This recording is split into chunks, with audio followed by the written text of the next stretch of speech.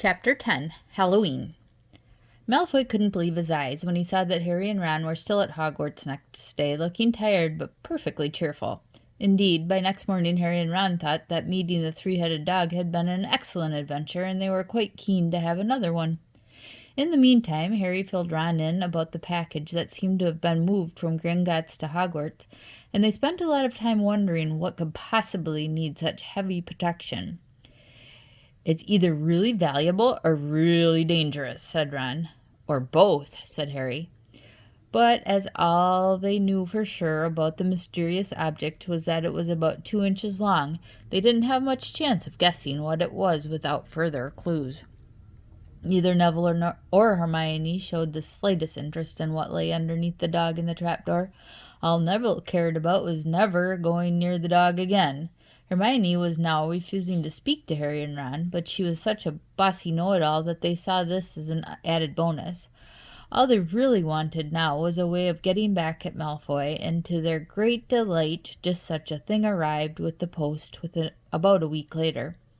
As the owls flooded into the great hall as usual, everyone's attention was caught at once by a long thin package carried by 6 large screech owls. Harry was just as interested as everyone else to see what was in the large parcel, and was amazed when the owls soared down and stopped in front of him, knocking his bacon to the floor. They had hardly fluttered out of the way when another owl dropped a letter on top of the parcel.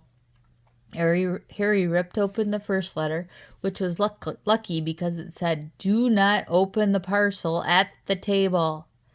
It contains a new Nimbus 2000, but I don't want everybody knowing you've got a broomstick, or they'll all want one.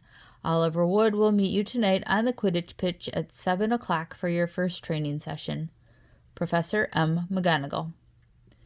Harry had difficulty hiding his glee as he handed the note to Ron to read. "A Nimbus 2000?" Ron moaned enviously. "I've never even touched one." They left the hall quickly, wanting to unwrap the broomstick in private before their first lesson, but halfway across the entrance hall they found the way upstairs barred by Crabbe and Goyle. Malfoy seized the package from Harry and felt it. "That's a broomstick," he said, throwing it back to Harry with a mixture of jealousy and spite on his face. "You'll be it for it this time, Potter. First years aren't allowed them." Ron couldn't resist. "It's not only a broomstick," he said. "It's a Nimbus 2000. "What did you say you've got at home, Malfoy? A Comet 260? Ron grinned at Harry. "Comets look flashy, but they're not in the same league as the Nimbus." "What would you know about it, Weasley? You couldn't afford half the handle," Malfoy snapped back. "I suppose you and your brothers have to save up twig by twig." Before Ron could answer, Professor Flitwick appeared at Malfoy's elbow. "Not arguing, I hope, boys," he squeaked. "Potter's been sent a broomstick, Professor," said Malfoy quickly. Yes, that's right," said Professor Flitwick, beaming at Harry. "Professor McGonagall told me all about the special circumstances, Potter. And what model is it?" "A Nimbus 2000, sir," said Harry, fighting not to look at the look of horror on Malfoy's face. "And it's really thanks to Malfoy here that I've got it," he added. Harry and Ron headed upstairs, smothering their laughter as Malfoy's obvious rage and confusion. "Well, it's true," Harry chortled as they reached the top of the marble stairs. "If he hadn't stolen Neville's Remember-All, I wouldn't be on the team."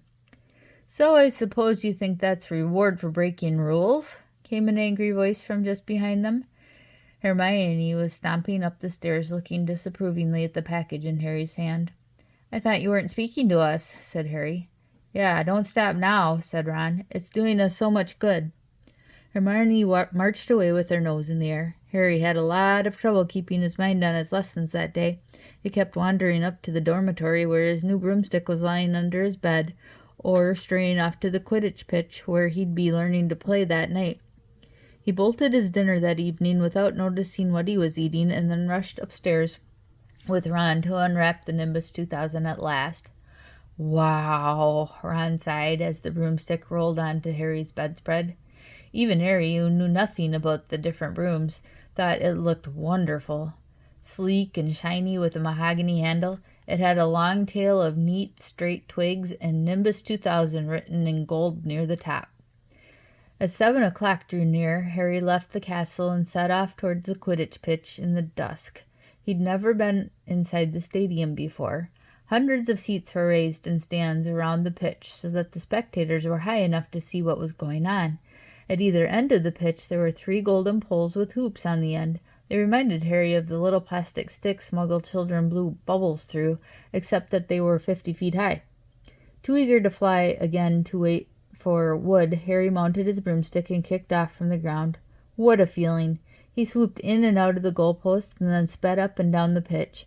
The Nimbus 2000 turned wherever he wanted at his slightest touch. "Hey, Potter, come down!" Oliver Wood had arrived. He was carrying a large wooden crate under his arm. Harry landed next to him. "Very nice," said Wood, his eyes gleaming. "I see what McGonagall meant. You really are a natural. I'm just going to teach you the rules this evening. Then you'll be joining team practice 3 times a week." He opened the crate. Inside were 4 different sized balls. "Right," said Wood. "Now, Quidditch is easy enough to understand, even if it's not too easy to play. There are 7 players on each side. 3 of them are called chasers." 3 chasers, Harry repeated as Wood took out a bright red ball about the size of a football. "This ball is called the quaffle," said Wood. "The chasers throw the quaffle to each other and try to get it through one of the hoops to score a goal. 10 points every time the quaffle goes through one of the hoops. Follow me?" "The chasers throw the quaffle and put it through the hoops to score," Harry recited. "So that's sort of like basketball on broomsticks with 6 hoops, isn't it?" "What's basketball?" said Wood curiously.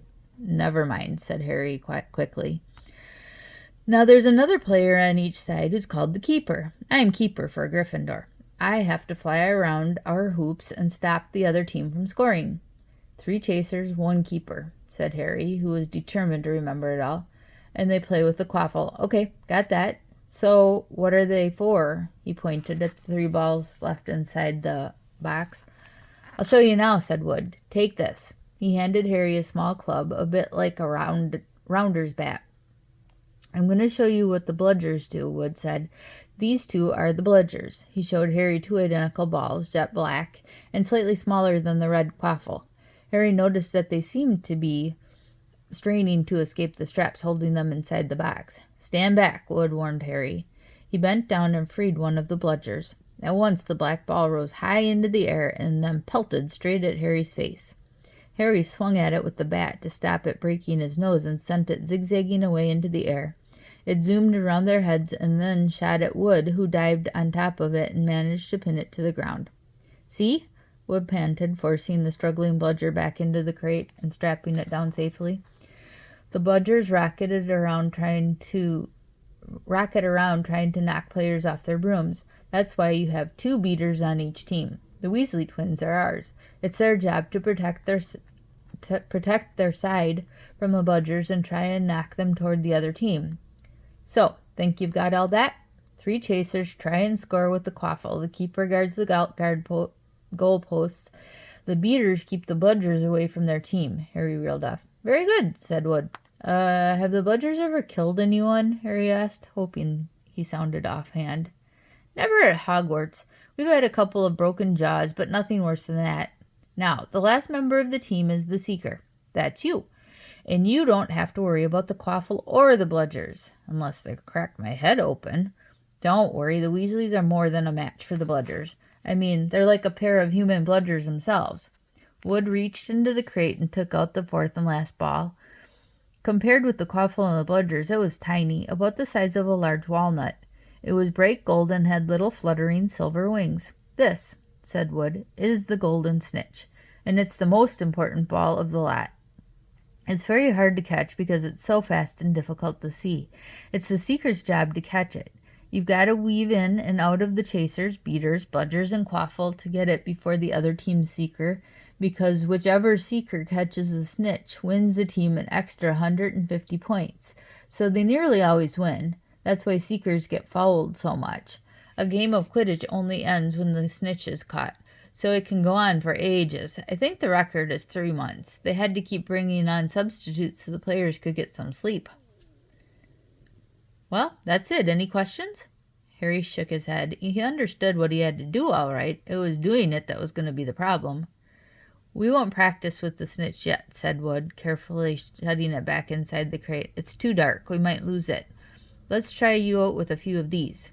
He pulled a bag of ordinary golf balls out of his pocket, and a few minutes later he and Harry were up in the air, Wood throwing the golf balls as hard as he could in every direction for Harry to catch.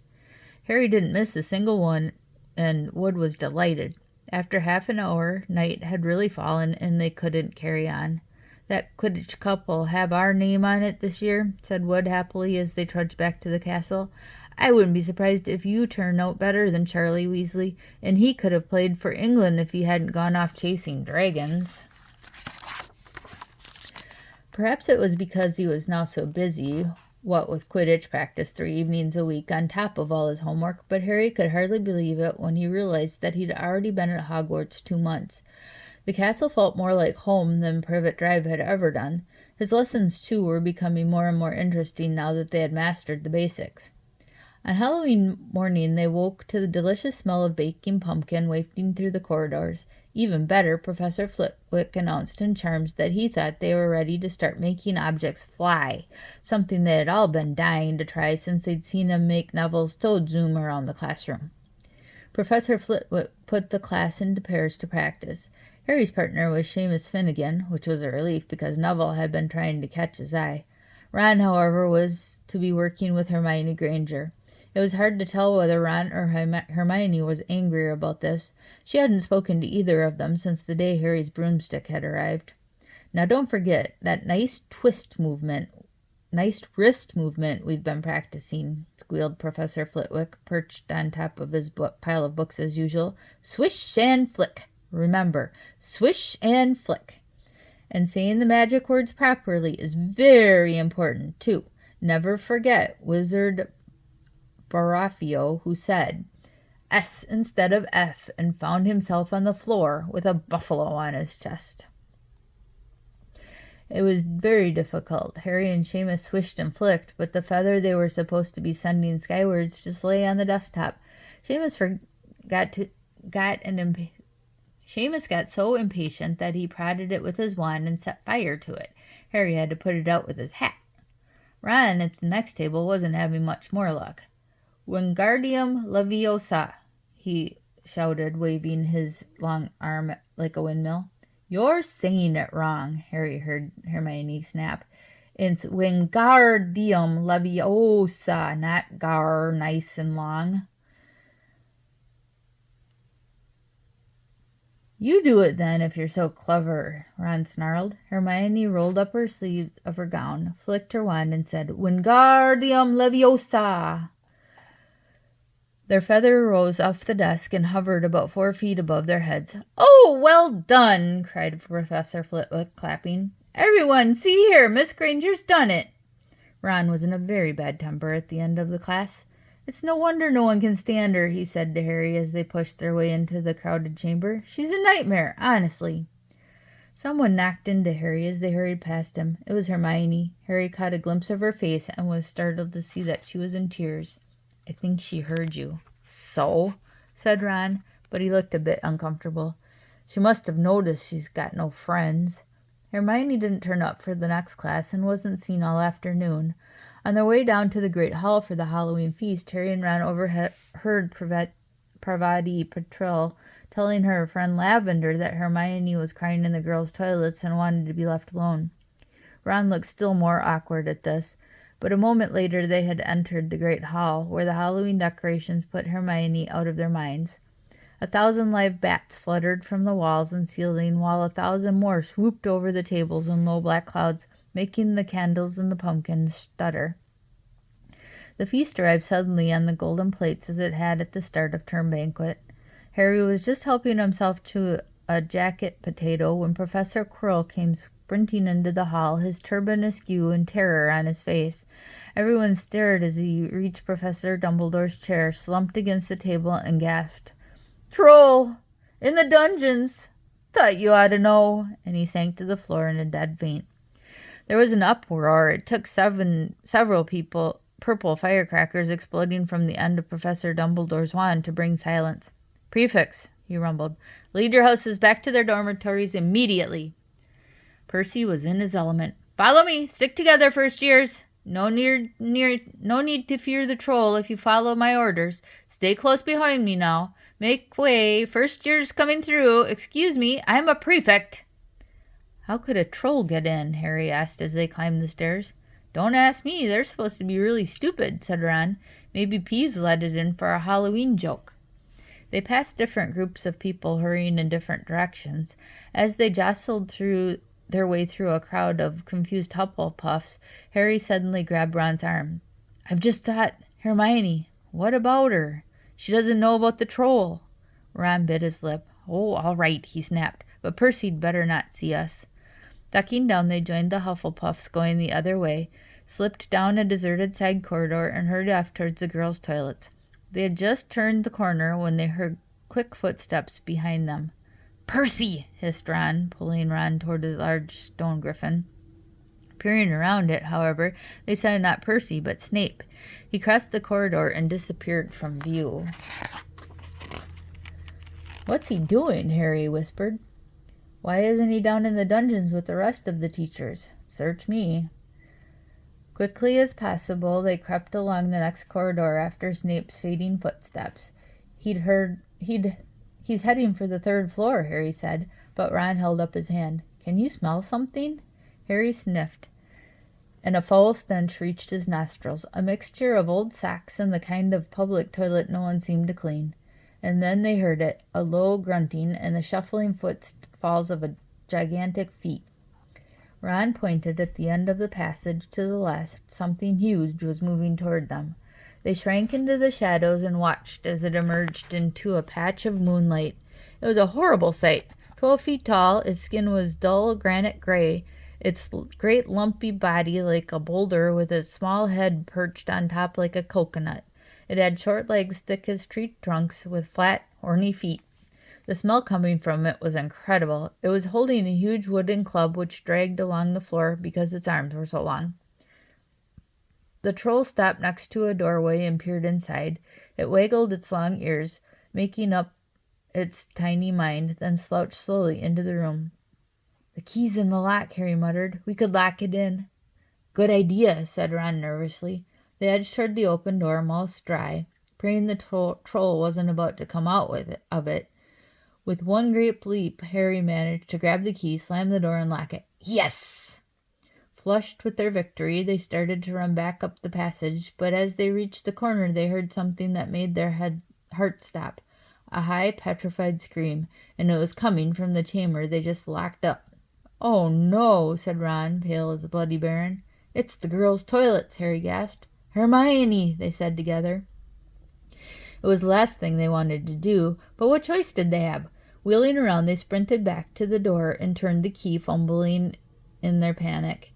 Harry pulled the door open. They ran inside. Hermione Granger was shrinking against the opposite wall, looking as if she was about to faint. The troll was advancing on her, knocking the sinks off the wall as it went. Confuse it, Harry said desperately to Ron, and seizing a tap, he threw it as hard as he could against the troll. The troll stopped a few feet from Hermione. It lumbered around, blinking stupidly to see what had made the noise. Its mean little eyes saw Harry. It hesitated, then made for him, instead, lifting its club as it went. Oi, pea-brain! Yelled Ron from the other side of the chamber, and he threw a metal pipe at it. The troll didn't even seem to notice the pipe hitting its shoulder, but it heard the yell and paused again, turning its ugly snout towards Ron instead of giving Harry time to run around it. Come on, run! Harry yelled at Hermione, trying to pull her towards the door, but she couldn't move. She was still flat against the wall, her mouth open with terror. The shouting and the echoes seemed to be driving the troll berserk. It roared and started towards Ron, who was nearest and had no way to escape. Harry then did something that was both very brave and very stupid. He took a great run and jumped and managed to fasten his arms around the troll's neck from behind. The troll couldn't feel Harry hanging there, but even a troll will notice if you stick a long bit of wood up its nose, and Harry's wand had still been in his hand when he jumped. It had gone straight up one of the troll's nostrils. Howling with pain, the troll twisted and flailed its club, with Harry clinging on for dear life. Any second, the troll was going to rip him off or catch him a terrible blow with the club. Hermione had sunk to the floor in fright. Ron pulled out his own wand, not knowing what he was going to do. He heard himself cry the first spell that came to his head. Wingardium Leviosa! The club flew suddenly out of the troll's hand, rose high, high up into the air, turned slowly over, and dropped with a sickening crack onto its owner's head. The troll swayed on the spot and then fell flat on its face with a thud that made the whole room tremble. Harry got to his feet. He was shaky and out of breath. Ron was standing there with his wand still raised, staring at what he had done. It was Hermione who spoke first. "Is it dead?" "I don't think so," said Harry. "I think it's just been knocked out." He bent down and pulled his wand out of the troll's nose. It was covered with what looked like lumpy gray glue. "Ugh, troll boogies!" He wiped it on the troll's trousers. A sudden slamming and loud footsteps made the three of them look up. They hadn't realized what a racket they'd been making, but of course someone downstairs must have heard the crashes and the troll's roars. A moment later, Professor McGonagall had come bursting into the room, closely followed by Snape, with Quirrell bringing up the rear. Quirrell took one look at the troll, let out a faint whimper, and sat quickly down on a toilet, clutching his heart. Snape bent over the troll. Professor McGonagall was looking at Ron and Harry. Harry had never seen her look so angry. Her lips were white. Hopes of winning 50 points for Gryffindor faded quickly from Harry's mind. "What on earth were you thinking of?" said Professor McGonagall with cold fury in her voice. Harry looked at Ron, who was still standing with his wand in the air. "You're lucky you weren't killed. Why aren't you in your dormitory?" Snape gave Harry a swift, piercing look. Harry looked at the floor. He wished Ron would put his wand down. Then a small voice came out of the shadows. "Please, Professor McGonagall, they were looking for me." "Miss Granger?" Hermione had managed to get to her feet at last. "I went looking for the troll because I thought I could deal with it on my own, because I've read all about them." Ron dropped his wand. Hermione Granger telling a downright lie to a teacher? "If they hadn't found me, I'd be dead now." Harry stuck his wand up its nose, and Ron knocked it out with its own club. They didn't have time to come and fetch anyone. It was about to finish me off when they arrived.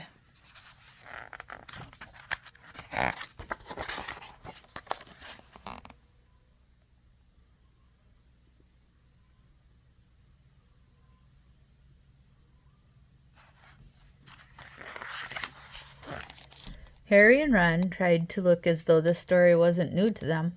"Well, in that case," said Professor McGonagall, staring at the three of them. "Miss Granger, you foolish girl, how could you think of tackling a mountain troll on your own?" Hermione hung her head. Harry was speechless. Hermione was the last person to do anything against the rules, and here she was pretending she had, to get them out of trouble. It was as if Snape had started handing out sweets. "Miss Granger, 5 points will be taken from Gryffindor for this," said Professor McGonagall.